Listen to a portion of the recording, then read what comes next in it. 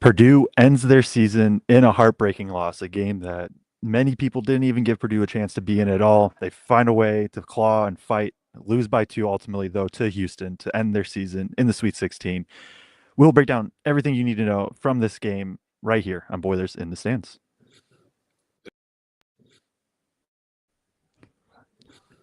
It's Zach Eady with Purdue men's basketball, and you're watching Boilers in the Stands.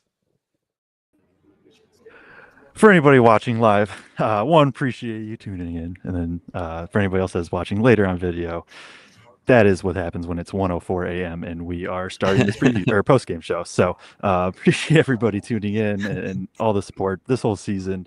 We'll have a bigger season recap, off-season look ahead type show sometime, I don't know, next week, the week after, something of that sort. Going to keep it a little bit more probably Houston focused. Also, if it sounds like I'm whispering, it's because interviews are going on and we're sharing the space, and I'm trying to be polite to the surrounding people. But Houston, 62-60 win over Purdue. I mean, right, there's going to be obvious kind of heartbreak from this game and the way that it ended. And right, the rebound, we'll talk about the rebounding. And obviously not being able to grab a rebound allows Houston to get a baseline out of bounds play, an insanely good baseline out of bounds play from Kelvin Sampson. Credit to him for that. Right. I think there's the heartbreak aspect, but then on the flip side, it's like, wow, right. Look back 3 weeks ago. I got laughed at for saying, hey, this team still has a Final Four ceiling. Obviously, they didn't make the Final Four, but they're 1 or 2 bounces away from being in an Elite Eight game. And so I think there's the aspect of all right, these guys fought, these guys played hard, they came up a little short. Houston was the better team for sure, but at the end of the day, they still played hard, they fought, and right, they put themselves in that spot. And I think my takeaway will just be being proud of the team for even finding a way to be in that spot. Kraig, I'll throw it to you. Yeah, no, I'm 100% with you here. Just in terms of I guess as a Purdue fan, proud that they put up the fight that they did, taking this team to 60-60 and just losing in the final second there. Obviously there was a breakdown in that play, but Sampson, you got to credit him too, because he looked at what Purdue had been doing on those baseline out of bound plays defensively all night and drew up just an absolutely perfect play to take advantage of that, where the defender was going to have to crash down so far to try to defend the inbounder in that situation. But man, Houston is the number 1 defense in the country for a reason. Houston forces a heck of a lot of turnovers, and this Purdue team comes in today and only finishes the game with 7 turnovers. A team that has had issues against teams that really pressure the ball all season long only turns the ball over 7 times. A lot of the conversation all year long has been, well, who's going to step up and help Braden and TKR, right? Like in the big moment, in the big games, who's going to step up and do that? Cox gives you 7 today. Lawyer gives you 16 today. Colvin gives you 7. Heidi gives you 9. So you had other people step up in this game.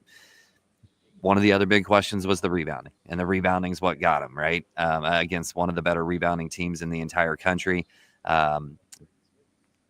Their whole defense was designed to not allow Braden to score and to try to limit TKR as much as they could. And Purdue had to go to everybody else. And in my mind, those guys contributed in a big way. Could they have knocked down another 3 or more here or there? Sure. Right. But you could say the same thing about Houston too. In this game, I defensively, this Houston team's not going to put up 85, right? They're not Alabama.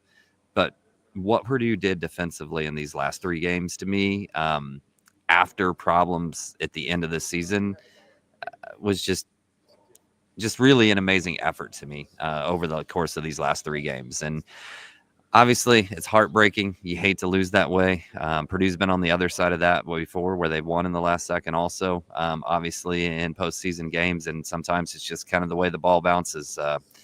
That Houston player reaches out an extra half inch. That's off his finger and it's Purdue ball, right? With 2.5 seconds left and we're going to overtime. So is what it is. We'll talk more about looking ahead to next year and those sort of things, but Purdue Boilermaker fans should be really, really excited about what's coming. Yeah, how we doing, guys? Can you hear me good? Just making sure my audio is good. I don't know if you're on the right mic. Well, maybe the mic isn't working. I don't know. I've been having trouble with this mic. How are you guys hearing me now? You hear me okay? Yeah. I hear you. Yep. We do hear you. All right. Yeah, I would just say, yeah, it hurts. There's no question. Every Purdue fan's hurting right now. But I think every single fan with the tie game and 10 seconds on the line, if you'd asked at the beginning of the season, you have a chance to go to the Elite Eight against one of the best teams in the country, you'd have taken that scenario 10 times out of 10. And Purdue had some issues to end the season with composure. And when this March Madness tournament started, whatever lumps they took to end the year, they figured that out. They found something within themselves. Miles Colvin, Cam Heide, this freshman class, CJ Cox. These guys found something in them that is going to pay big dividends next year. And I know nobody wants to, I don't know how many people are in the mood to talk about next year, but that's the only place I could go to while we went through this game. This is in Indianapolis right now. That was a Final Four atmosphere right there against Houston. And Purdue traded punches. Not only that, but they took a haymaker. They were down 10 with about 10 minutes to go, and they could have laid down. And instead, they answered back, tied the game, hit some incredible shots, go on a 9-1 run, Cam Heide in the corner to tie it. And I just know that this time next year, this team's going to have a lot to say. And it's going to be because of moments like tonight.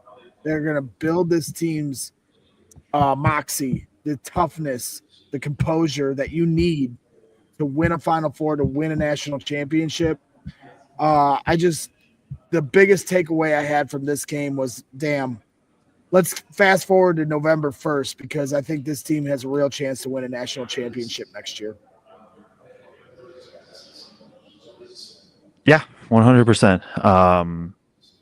Yeah, it's just right. It's this weird spot of like, man, this sucks, but also like, right, this could be in a year we could be looking back at this loss and being like, okay, yeah, that's kind of a game we can point to as CJ and Colvin and Jakari and Heidi was a little involved more last year, right? They get that experience, that in-game experience. Yeah, it's so tough because you're just so close. And I just rewatched the last baseline out of bounds play, and it's just like Purdue ran their coverage like how they're supposed to. Houston just schemed it up perfectly to take advantage of it. And so, yeah, it's just this tough spot that I'm sort of at a loss for words, because there's so many emotions, and it's just, you want them to win, but at the same time, like you said, Brax, this is a team that bring everybody back, or basically everybody back, bring in one or two transfers, and Painter's already said there's no reason this team can't be back in Indy in the Final Four next year. Like, there's no reason that can't happen. And you take the good from this year, you learn from the bad, and you just kind of move on. And we'll talk about that more in our season recap. But want to get to, before kind of whoever jumps next, start just getting into the couple of the starred comments really quick, or the super chats. Jason Depew 999 says, appreciate all the coverage this season, guys. Hit the like button. Bits fans. Andrew Short 499 says, great fight against the team. Hope everyone comes back in the NIL world. Just hit a few more shots or grab a few more boards and we win. Boiler up. And yeah, like it was that close. It really, really was that close. And then Amit Patel 999 says, good season. Proud of this team. You guys did great this year. Great content. And we do appreciate the support. Obviously the super chats we really do appreciate, but also just everybody's support and coming out, the people that came out to the pregame at the Saint Shack. I was going to call it Shake Shack. The Saint Shack. That's not, it's definitely not Shake Shack. No. But Salty B also just threw in a $5 super chat. So I don't know, like what do we want to dive? I guess probably the defense is, if we're going to start on some positive notes. Like, what they did defensively, I thought was really good. Like, it was more or less the game plan. They got lost a few times with it, right? And it's just how it's going to happen. And we're excluding, obviously, defensive rebounding from this specific talk, but like, Emmanuel Sharp, 5 of 14, a lot of jumpers. Roberts and Tugler go 3 of 7. Houston as a team takes 10 total shots at the rim, right? You force a ton of mid-range, you force a ton of jumpers. LJ Cryer only has 5 points on 2 of 13 shooting. And he had none in the first half. Zero in the first half. Yeah. Like what paint, like, and I don't have my board with me, but essentially, right, if it goes in the post, they were doubling high side. If anybody that's, has watched Purdue, when the ball goes in the post, generally has shaded baseline and provided help from the backside. This time, they've doubled from the top side. So, like, from the closest guard, that guy doubles down, and then Purdue just X'd out from there. And what I mean by that is basically, so if there's a guard that goes down to double, next guy over takes his guy, next guy over takes that guy, and whoever doubled, he's going to X out to the opposite corner. And they lived in that, and really, for the most part, we're good. Now, a couple of the Uzan threes, I think, came out of it from just the rotations not being super crisp.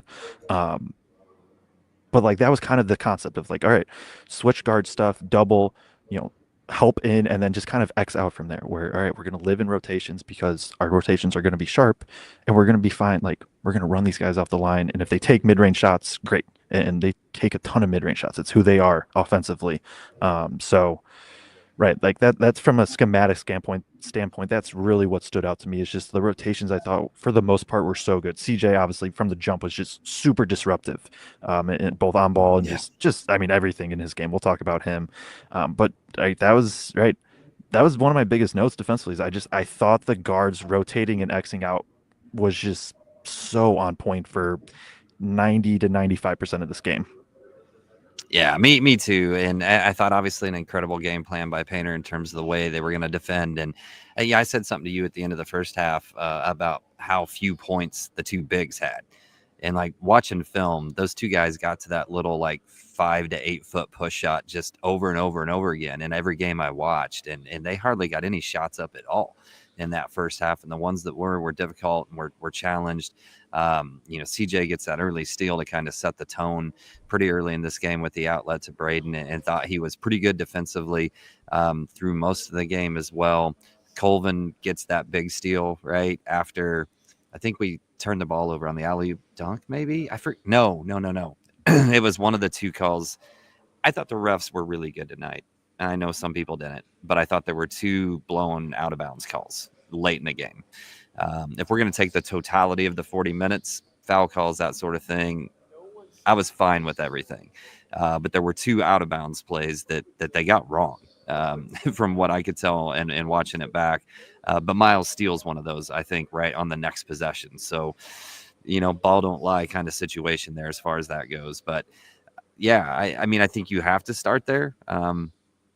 But it's hard to say like a 60-point game is a good offensive game, but like if you watch Houston this year, the way they attacked that Houston defense in terms of what they want to do, I thought this was a pretty good offensive game. And quite frankly, a couple guys knocked down. What did we end up from 3 on the game?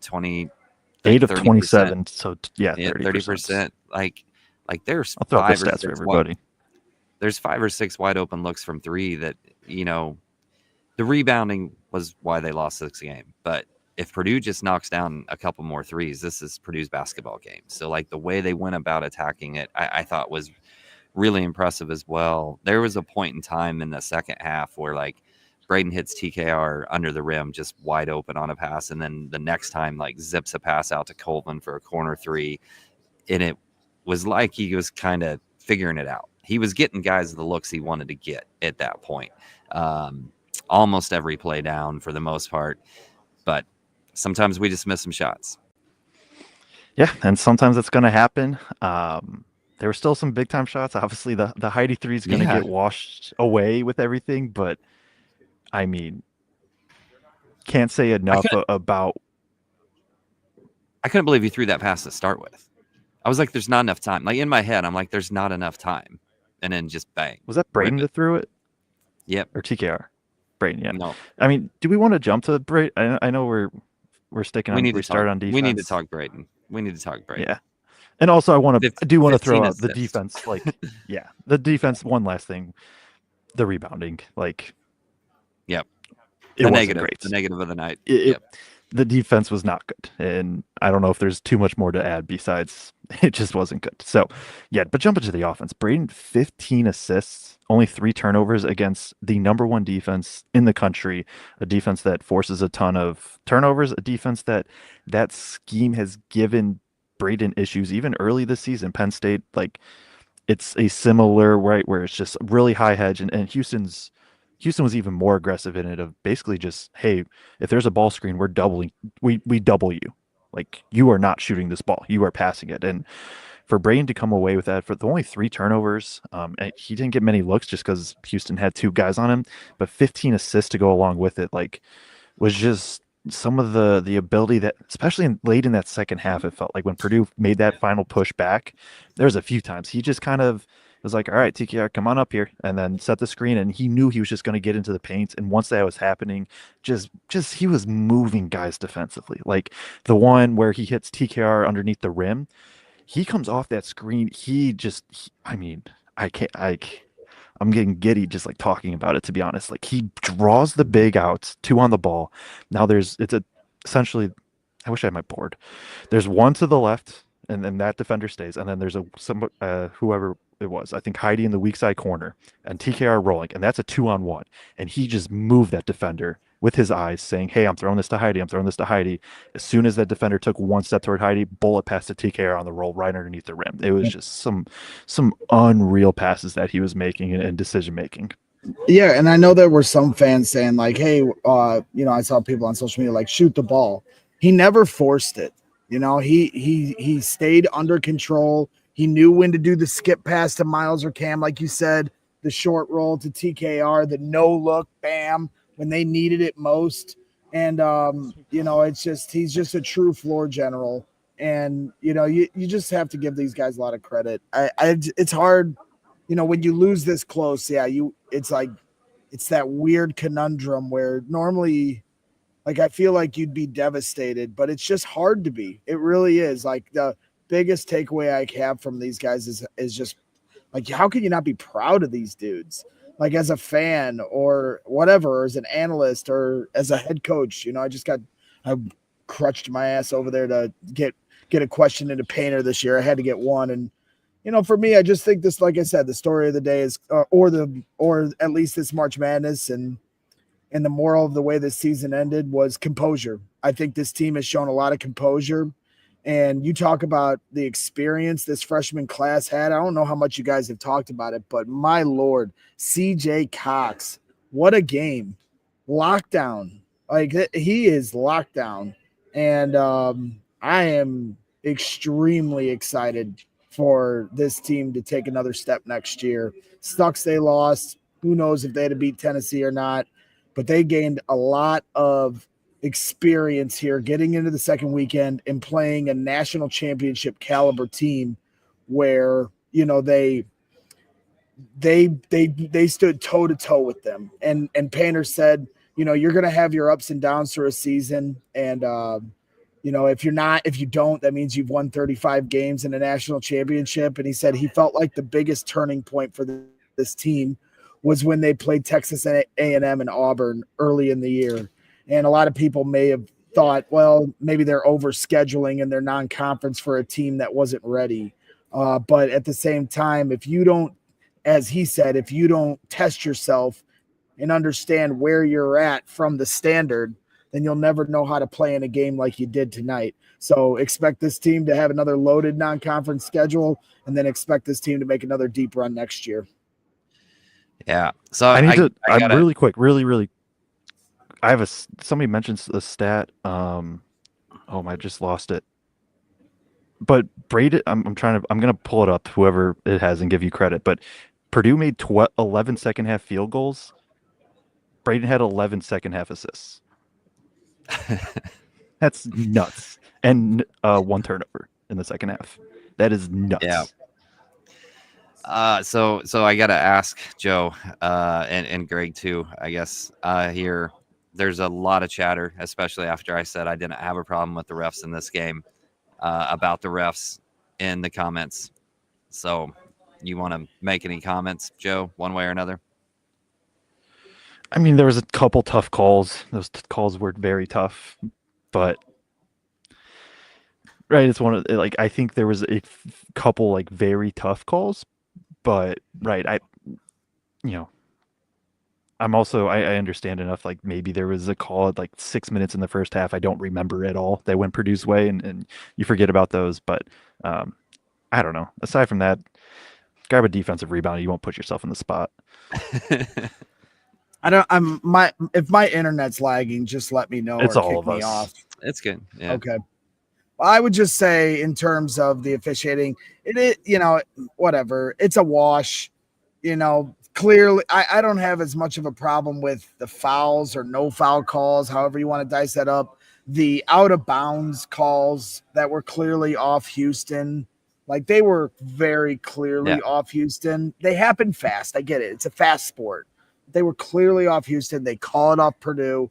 There's no chance of reviewing because of the time on the clock.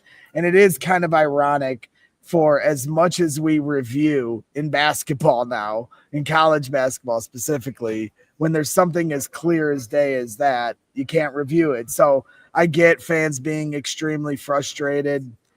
If you're really going to go to the push off at the very end, they could have called it. They definitely could have called it, but they didn't. And you know what? It's one of those end of game moments. And,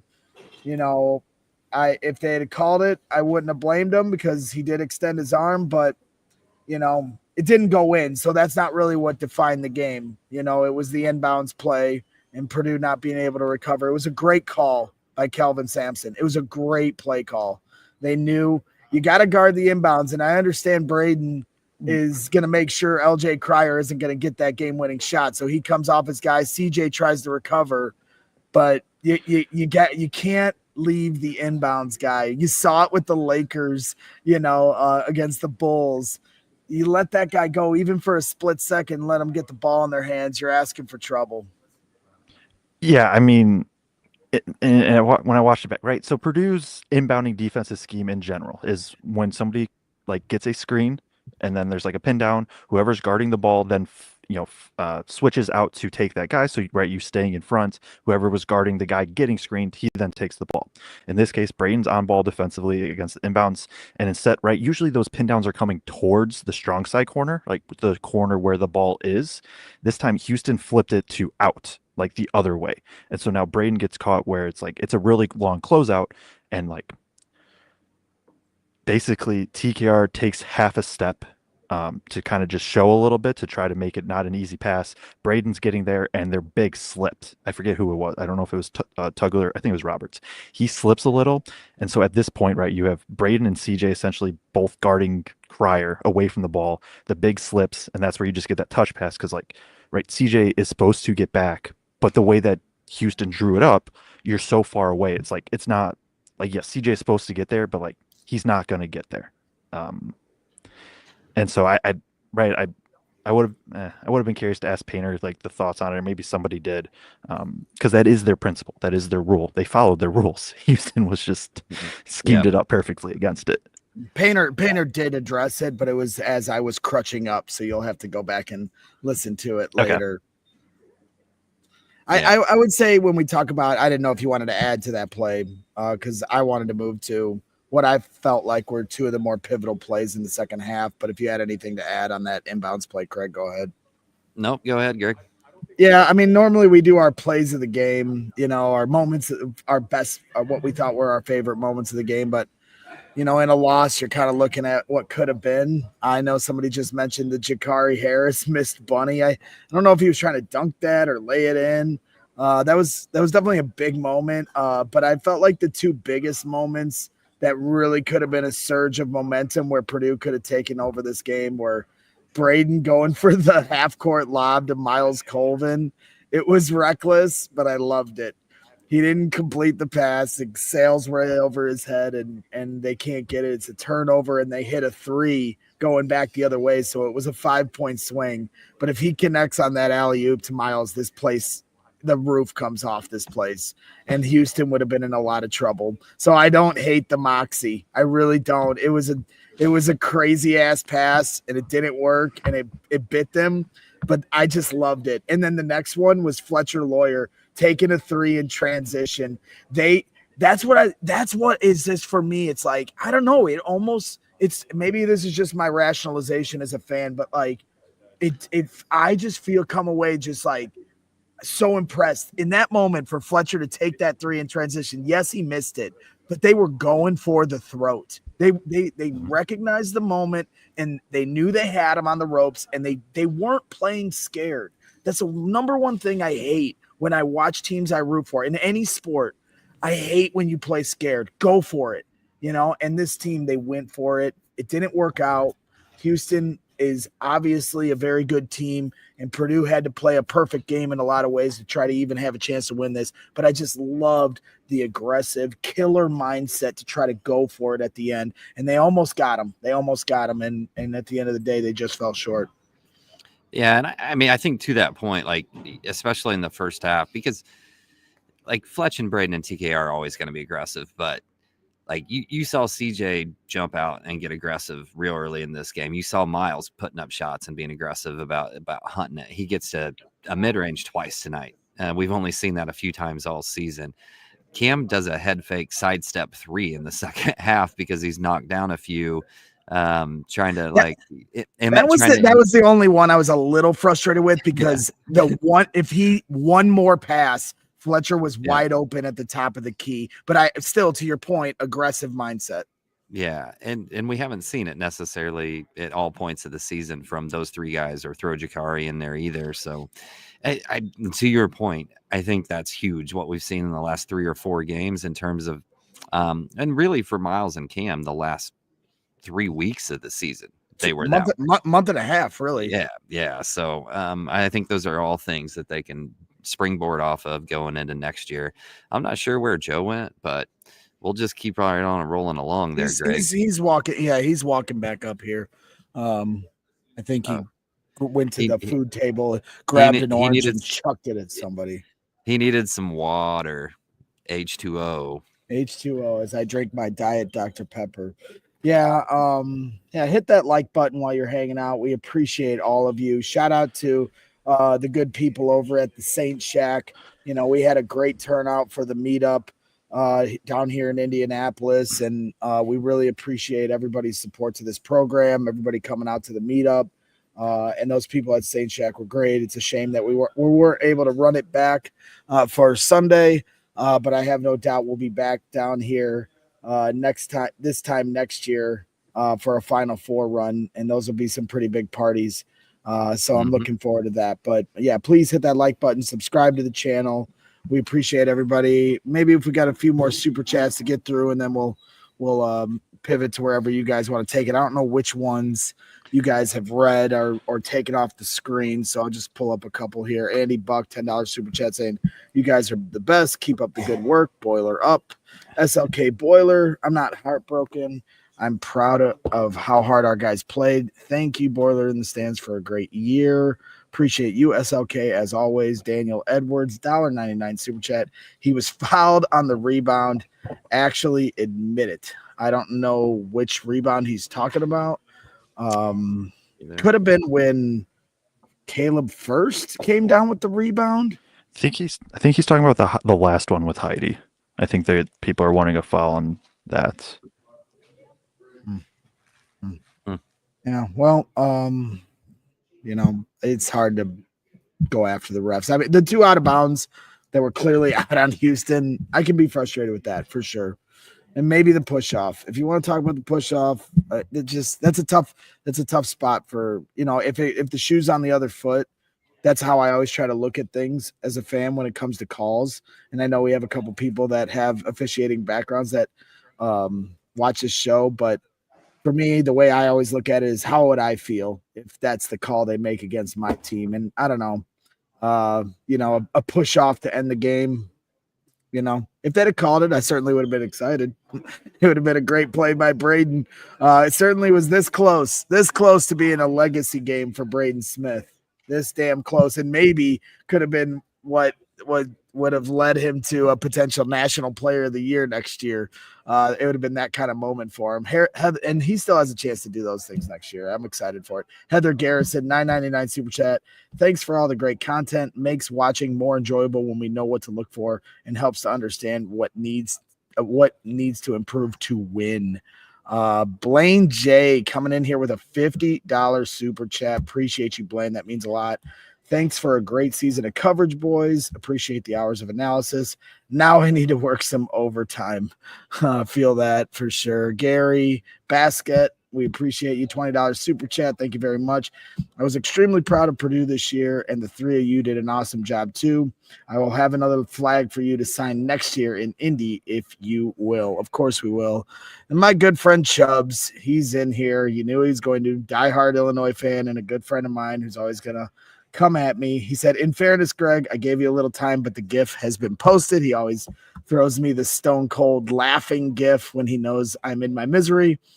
But honestly, it's hard. I'm not upset. I really am not. And maybe that's just my coping mechanisms already kicking in. But Chubbs 82, $5 super chat once again. Come on, guys. You were doing so well. Don't start crying about the refs. Well, I think everybody that's an easy one. Everybody cries about the refs. Come on now. Chubbs 82 once again. He's just bringing them all. $5 super chat. I thought you were going to win because Houston chokes every year. And as you're trying to give yourself a moral victory, you lost to a choke artist. Okay, thank you, Chubbs. We know what Illinois would have done, Chubbs. They would have got smoked. So, Bonner, Boiler Ball, great coverage for you guys. We appreciate all you guys are doing with pits. With your pits. No, I know you do. I know they mean bits. We appreciate you. So I don't know. I know we got a few more to get through here, but wherever else you guys want to pivot. $1.99, Juan Andres Carvajal Ayala, $2 super chat. Appreciate you.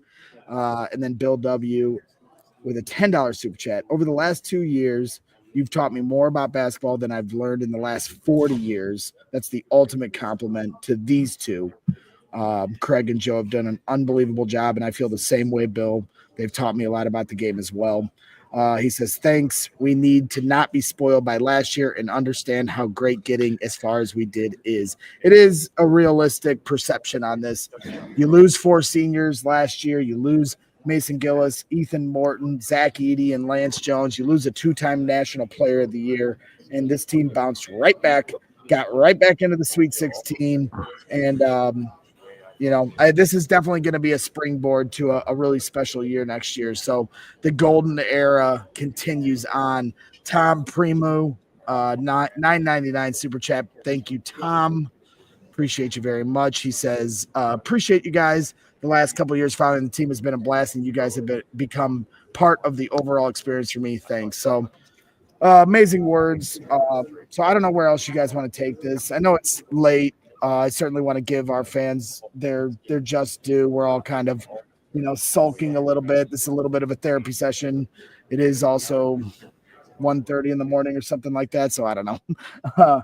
However, wherever you guys want to take it, I'll leave it up to you. I was muted, but I caught myself. Nobody called me out, so that doesn't count. I mean, I can throw this one to you, Kraig. I know you may or may not have to be forced to not be on the show in like 3 minutes. I'll just say CJ. Yeah. I'll just say CJ, and I'll just kind of throw it to you. I mean, I think you have to be really impressed with what CJ did tonight, especially defensively, right, in his first stint, and then obviously just how aggressive he was hunting a shot. And really, like, Miles had gotten a look from 3, Cam had gotten a look from 3. The only person who'd been able to knock one down was Fletch. Braden missed his first couple, and CJ just kind of buries that one, the first look that he gets. And I just thought he was really, really good this first half, and I can't wait to see. I saw some people talk, because Painter has alluded to the fact that he's going to be getting a couple guys out of the portal, and I heard some talk about guards, and I'm just like, I don't think we're getting guards, man. Like, I don't think that's where the focal point is. I have a feeling they feel like they are just fine with the guards they got, and I think you're going to see Jakari and CJ both take huge jumps next year, and I just hope they continue this aggression for all 4 of those guys that we saw over the last couple of weeks. And for the two freshmen, especially when we got back into the tournament, it kind of came back from them. I hope we continue to see that. But you are right. I just had a message pop up, and I don't have any control over it based on who controls my computer, that my computer is going to have a forced restart in about 1 minute from now, and there's nothing I can do to stop it. What do you want to say for your last minute then? Unless it restarts quickly, you can jump back on. I just want to say thank you to everybody, all of our viewers who watched all year long. Thank you to everybody that came out to the pregame before this. Certainly just appreciate everything that you guys allow us to do. I obviously do a lot of the traveling for us. Got to go to San Diego this year. I'd never been to San Diego. Got to go to Providence. Not positive I'll ever go back, but I'd never been to Rhode Island. Got to travel down and watch them play Auburn as well. And then obviously these NCAA tournament games. So thank you guys for all of your support. Try to bring you guys some looks behind the scenes when I'm out at those types of things. And as always, Greg, thank you for giving Joe and I this platform to be able to do this. Certainly appreciate it. And Joe, I learned something from you every single time that we do a show. We're sitting next to each other watching the game. So appreciate you all. I'm going to go ahead and sign off before my computer reboots. So, yeah, 100%. And we'll catch you here. You don't, unless it immediately restarts, you're welcome to join back. But we don't have to go crazy long with this one. And we obviously can have a season recap show here very soon for all you guys at a much more reasonable hour of the night. But me and Joe will put a bow on this. Jack's Boiler brings in $100 super chat. What a great season. Can't wait for next year. Boilers in the stands is great. Thank you very much, Jax. That's really nice. Yeah. Really appreciate all you guys. Salty B, just living in Illinois is misery enough. Chubby. And the B-ball team is total misery. So they're fighting back on my guy Chubbs. He knows. That's why he's in here. His love language is to mess with us. So just let him have his fun. Steve Tater Swingle saying $10 super chat. On the bright side, think about all of Joe's Feed the Post offseason content we'll get over the summer. Yeah, it's gonna be good stuff. You know, Joe always keeps the content rolling, no doubt about that. Yep. And we're certainly gonna be keeping a close eye to see how the transfer portal goes.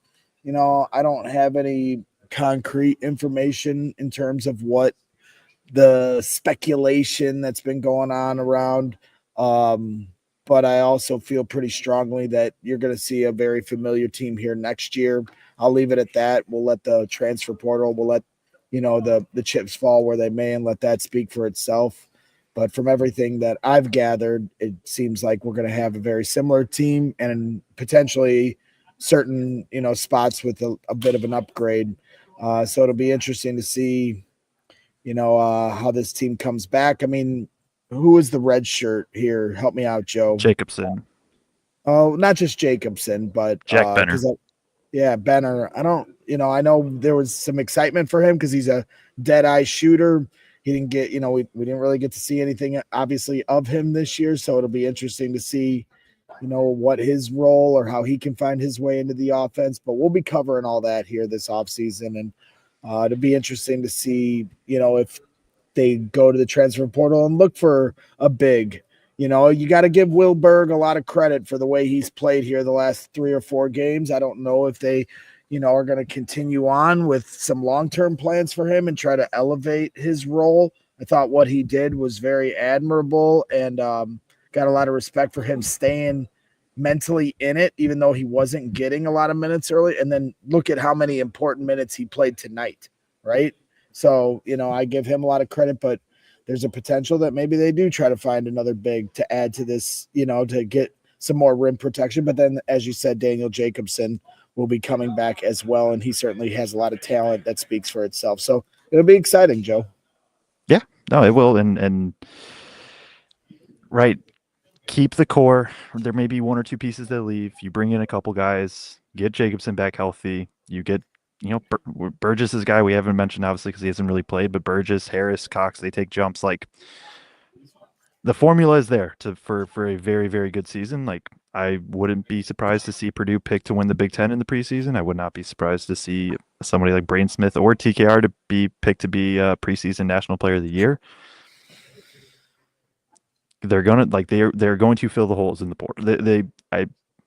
I'm very, very confident Painter understands, like, kind of, right. This is the next season will be the end of an era, and that doesn't mean that the next era won't be good and they won't get right into it, as they've done time and time again over the past decade, it's felt like. But at the same time, it with undoubtedly will be an end of an era, right, where you get this Edie start, and then Braden Smith and TKR and Lawyer kind of take the reins from there, and they have this year, and then go maybe win the Big Ten the next year, and go to the Final Four, maybe win the national championship. Who knows, right? Like, the story has not been written, but there's going to be a lot of excitement. I think, let's see, I have it written down somewhere already, and I'm going to go find the exact number right now. 220 days till the season's back, and I will be counting down the days, because it's fun. It's fun. Yeah. I don't know. It's just so tough, right? Because it's like, if like 2 or 3 bounces go the other way, we're sitting here previewing Tennessee, right? If like two bounces go the other way, obviously that didn't happen. But no, I'm very excited for this offseason. I'm very excited to see who Purdue brings in. I'm very excited to be able to come back next, August or whatever it is, and then see what the team puts together from there.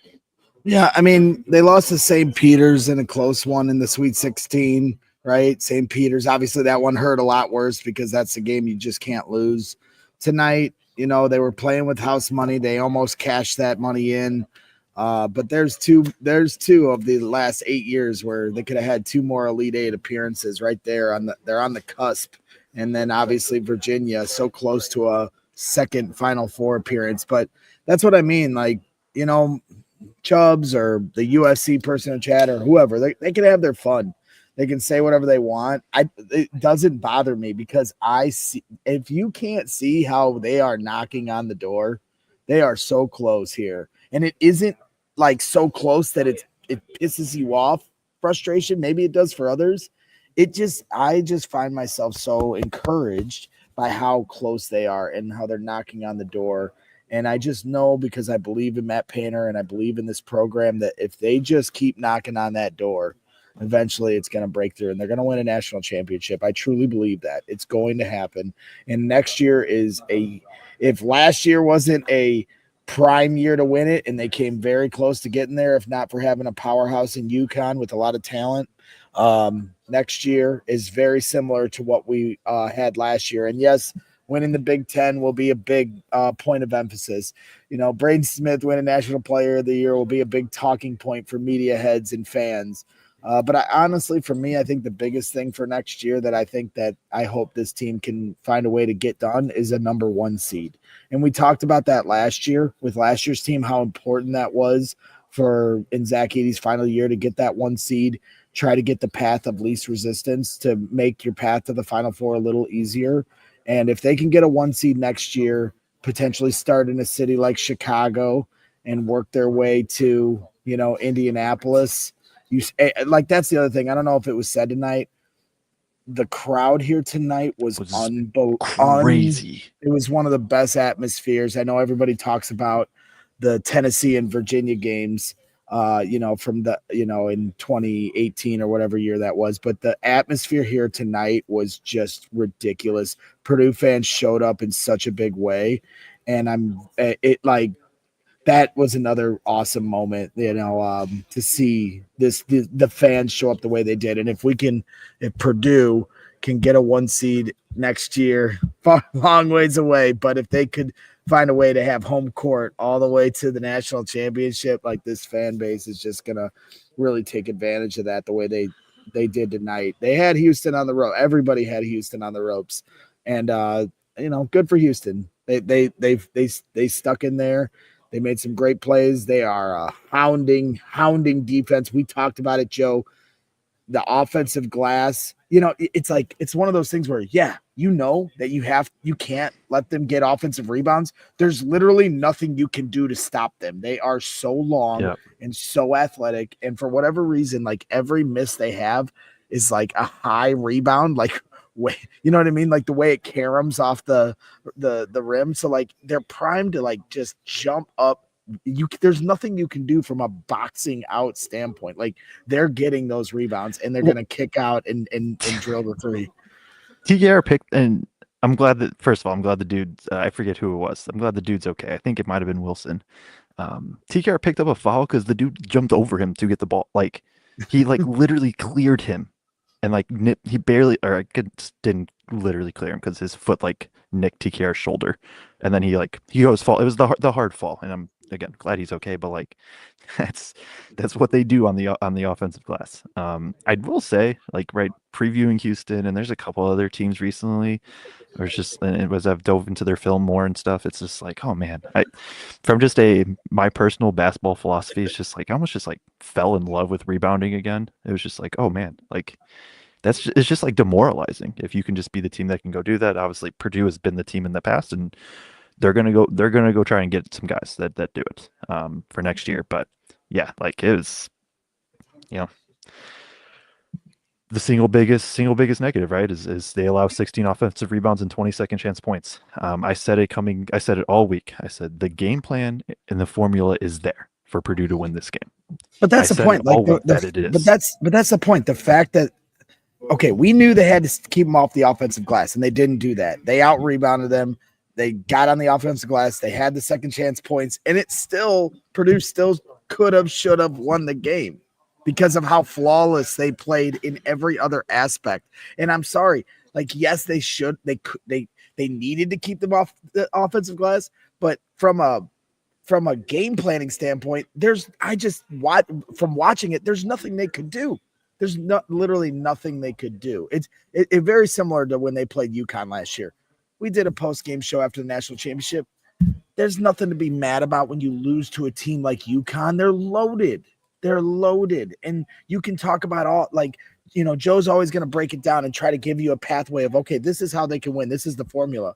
But there's just certain teams, certain players, certain programs have an ability that you can only game plan so much against. And in terms of, like, Houston's a beatable team. They're not UConn, but in terms of how they play on the offensive glass, there's very little you can do from a scheming standpoint to stop them from that. Basically what it does is it limits Purdue margin of error so much, right? Purdue can still do it. Purdue can still win, but your margin of error is so much smaller when you just know you're going to be giving up those looks. And Purdue had 9 second chance points. It's not like they weren't also on the offensive glass to a degree, just nowhere near that level. But I mean, I don't know if you were on. We talked about the defensive game plan. Like, I thought it was awesome from Painter. We already talked about Braden just diced how Braden, like. Right, he had 15 assists, and if guys made open shots, he could have flirted with a 20 assist game. I'm not joking. Like, I don't even think that's like a crazy, like, you know, thought to have. Right, 5 more assists. If they took 52 shots, like, I don't know, probably 35 of them would have been off of like potential Braden Smith assists. Off the top of my head would be my guess. Mm-hmm. Just yeah. Missed a few open ones, didn't rebound. Like, well, and you talk about margin of error, and then they're down 10. Wrap it up, folks. They're done. I thought it was done. They're done. They're done. They're down 10. And somehow Purdue pulls themselves up 9-1 run and get right back into the game. I have the video. You're not allowed to put like video on social media of, you know, with our credential, we can't put video on social media of plays, but I have the shot Cam Heidi makes in the corner, and the crowd, the shot, the play. It's like, I don't know, man, like just electric. Like, okay, like Virginia, for example, losing that game, that was brutal because that was hard. That was actually heartbreaking. Brutal because they miss a free throw. If they hit the free throw, or if they, you know, don't fall asleep on that final play, they win that. Like, it's just hard for me. Just Purdue, the fact that they came back from 10, the fact that they hit that 3 to tie the game. Houston draws up a great inbounds play. Like, it's just very similar to last year's national championship loss. It's very hard for me to come on here and say this is devastating. Like, this isn't a devastating loss. This was a great game played by 2 great teams, and Purdue was, you know, obviously playing outmatched in a lot of ways in terms of talent, and it didn't stop them because their experience and their composure and their toughness was the equalizer, and obviously the home court and the fan and everything else. And like energy and toughness, like that's not things we've said about this team for a large chunk of this year. And right, maybe there's something to it that like, hey, where was it all year? There's also something to it that like, hey, these dudes could turn it on when they needed to. And maybe like, I don't know. I don't know. Obviously Purdue and everybody on are such competitors, they want to win every game. But maybe there is a little bit next year, especially for Braden and Fletch and TKR, where it's like they've been through the grind so much that maybe they do drop one or two, in the season that they shouldn't. And that could affect seeding and all that. But like looking back at this game, it's like, okay, yeah, no, like they can turn it on when they need to. Like they absolutely can. They understand the moments. And right, this is, and I don't like love playing like the everybody doubted us card, but like I'm on college basketball Twitter way more than I should be. I promise you I could not find a single soul that gave Purdue any chance for this game. Like the whole week. I could not find a person outside of like Purdue. Nobody gave Purdue any chance at all this whole week coming into this game. This was multiple people I heard really like Purdue is the one team that just can't make the Final Four that's left. Yep. And then again, they lost. They did, but right, you're not going to watch that game and be like, oh yeah, Purdue did not belong. Purdue, yeah. like, I mean, after Edie. Yeah, as a Bulls fan, everyone saw it. The way they came back and hit that half court shot to win the game against the Lakers, and the pandemonium that ensued at the United Center.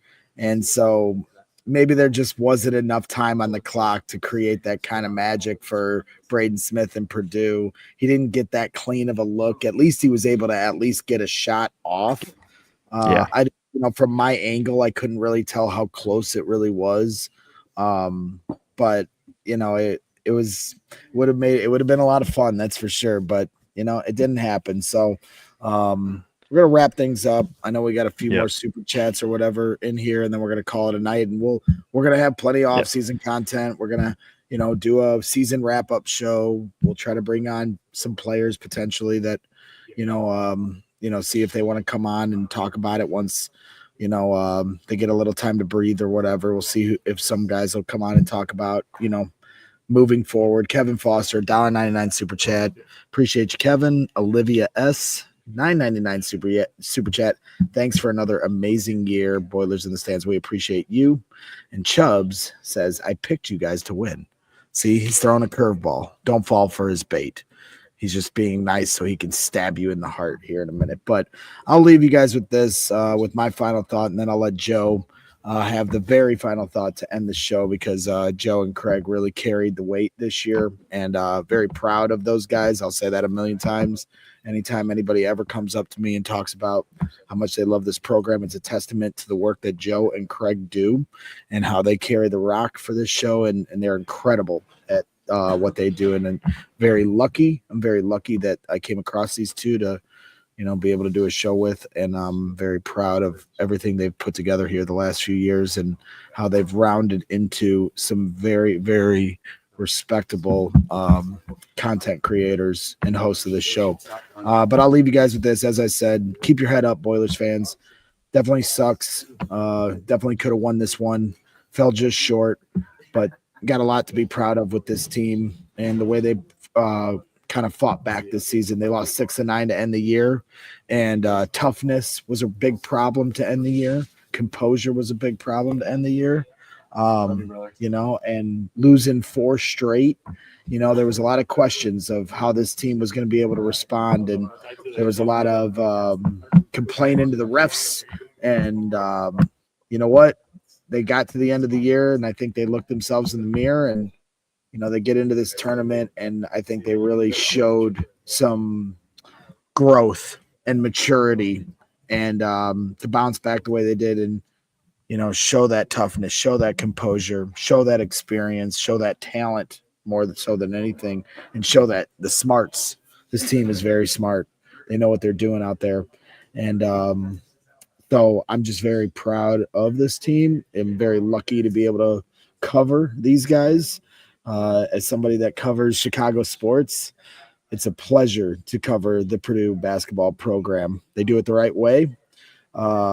Everybody part of that program are great people, the people that support us in the program that, give us the opportunity to get the access we do are great. The coaches are great, even my close friends, but even beyond that, the coaching staff are great people. The players are hard workers and great people. The fans are happy and smart and great. And so I think we're very lucky to be able to cover this team every day. And I'll never take that for granted because it's not like that everywhere.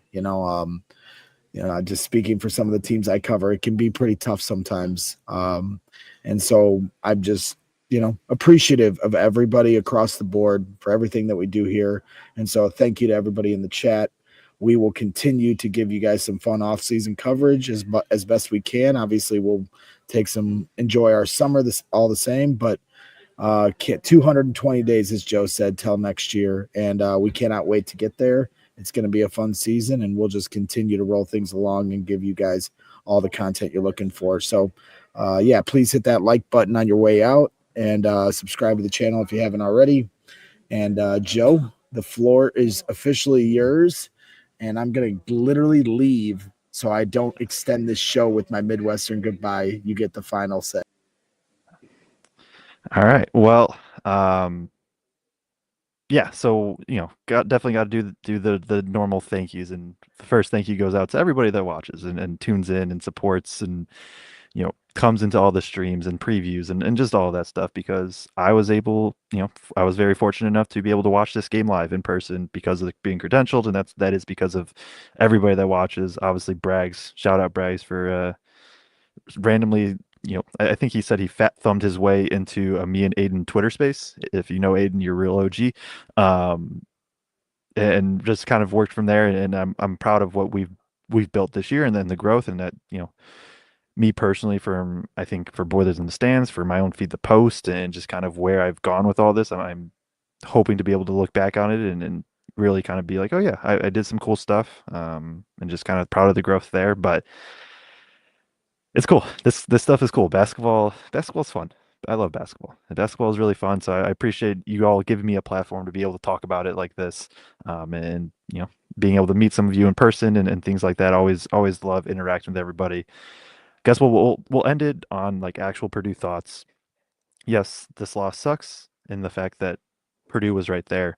I think everybody or most Purdue fans are going to walk away pretty proud of this team, though, especially given like how many teams do we see fall by the wayside kind of late in the season like Purdue did, and then they, have a first round exit or a second round exit. Like, right, Purdue was one stop potentially away from going to the Elite Eights. In the first year without Zach Edey, like that cannot be overlooked. It was an up and down year, right? There was ups and downs, no doubt about it. But at the same time, there's a lot of growth. You bring back everybody but Caleb first for sure. I'm sure there will be a couple guys that transfer out. They're also going to bring in a couple guys. Painter's already said it. There's a lot to look forward to, and I am very much looking forward to in 1 week or 1 year and 1 week from now, doing a live post game show from the Final Four in the same spot probably, and right as Purdue hopefully is on their way to a national championship game. And so appreciate everybody sticking with us. Appreciate everybody giving us this platform and allowing us to talk hoops. I hope that I'm able to, teach you guys a couple things. I'm also always trying to learn and trying to become better that way. And that's one of my big goals this off season. So Amit Patel comes in with a $9.99, says amazing content. I look forward to every show and learn so much. Thank you, Boiler Up. So yeah, we appreciate that you guys enjoy, that you guys interact this much, and we're not going to go away for the summer. We'll have the recap sometime next week or the week after. We'll have the newcomer previews and just different things like that. Maybe a Jeopardy night, maybe a Jeopardy trivia night. Who knows? But yeah, it'll be a fun off season. But I like I said, 220 days till the start of the season. Cannot wait for it.